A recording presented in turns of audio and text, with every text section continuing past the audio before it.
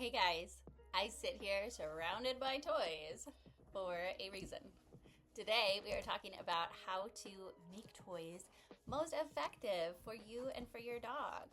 Because I don't know how many times I've walked into a house and there are buckets and buckets of toys, or one huge bucket of toys, most of which the dog ignores. We're talking about hundreds of dollars of toys, right? So that's not an effective use of toys or money. So let's talk about how we can be more effective with toys. Number one, the expensive toy is not always the best toy. I mean, a milk carton is like the best toy for a lot of dogs, right? I also scour thrift stores and Goodwills. I go to their stuffy bin and we use that as well.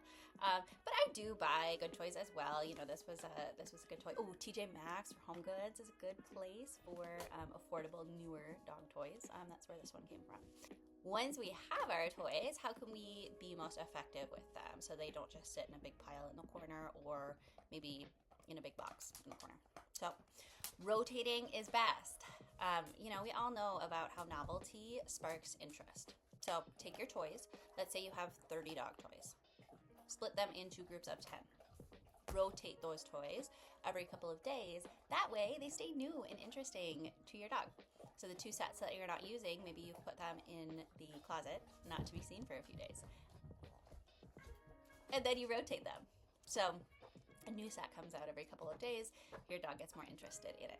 Also, be strategic about the toys that you're putting out. So they're not all just stuffies, maybe. You know, you've got a good assortment of hard rubber chews, maybe some mini bones or some other chews that your dog likes. And, we've got some other stuff, maybe some ropes. Can you move out of the way, Glenda? Maybe you've got some ropes, some frisbees. My Aria loves frisbees. So you've got some noisemakers. So all I'm saying is the toys that you put out, make sure that they are varied. They're not all the same kind. So be thoughtful about what you're putting out. My dogs are very excited because they've got all their toys set out here. Yes. Can you move? Go over there, please. Thank you so much. Also, find out what kind of toys are your dog's favorites and make sure you include those in each batch of toys. So that's the idea.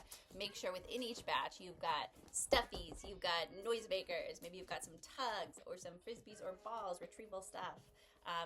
You've got some chews, maybe you've got some brain games in there. So an assortment of toys and you've rotated them.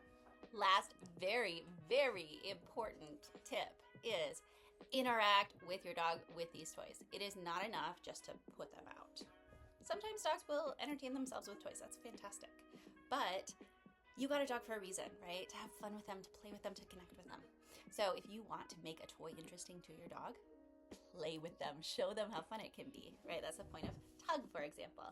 This is just a weird little thing until I interact with it.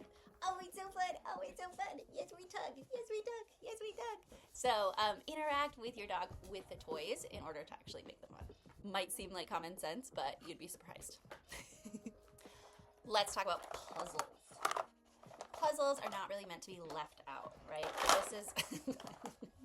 or they get destroyed. So puzzles, I'd recommend rotating as well. So maybe your dog gets one puzzle per day. That puzzle could be as simple as a fillable rubber toy. That puzzle could be as complex as the one that Aria is playing with right now. But point being that we rotate. We have a lot of different kinds of puzzles, like I just mentioned. We've got easy. We've also got maze balls. So you put treats in here, they push this around, the treats come out. We've also got these puzzles. We have tumblers. So you put the treats in here, they bop them around, they come out. We've got snuffles. So you can kind of put the treats in here, they snuffle around. And that's a snuffle ball, this is a snuffle mat. So the idea here being that they're not seeing the same thing every day. You're also rotating their puzzles. Do you have any ideas of how to make toys more interesting outside of, rotation and making sure that you're giving your dogs the toys that they actually enjoy. Let us know in the comments here. Post a video, post a picture, post a list of your dog's favorite ways to interact with toys, and what you've done to spice them up, make them more interesting. We'd love to hear them.